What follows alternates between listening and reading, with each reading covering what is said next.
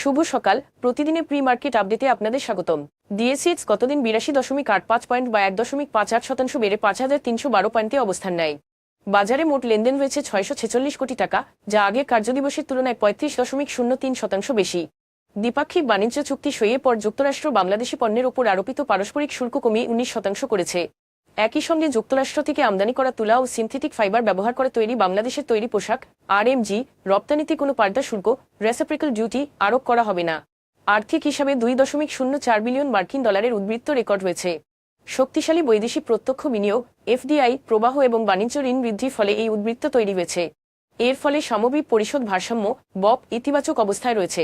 চলতি অর্থবছরের প্রথমার্ধে July December GQ ball pen ইন্ডাস্ট্রিজের বিক্রি গত বছরের তুলনায় 4.62% বেড়েছে। একই সময়ে কোম্পানিটি লোকসানও আগের তুলনায় কমেছে। আন্তর্জাতিক মুদ্রা তহবিল আইএমএফ এর হিসাব পদ্ধতিতে বাংলাদেশ ব্যাংক হিসাব করা বৈদেশিক মুদ্রার রিজার্ভ প্রথমবারের মতো 29 বিলিয়ন মার্কিন ডলার ছাড়িয়েছে। আইএমএফ পদ্ধতিতে তথ্য প্রকাশ শুরু করার পর এটি সর্বোচ্চ পর্যায়ে। এখন এ পর্যন্তই, ধন্যবাদ।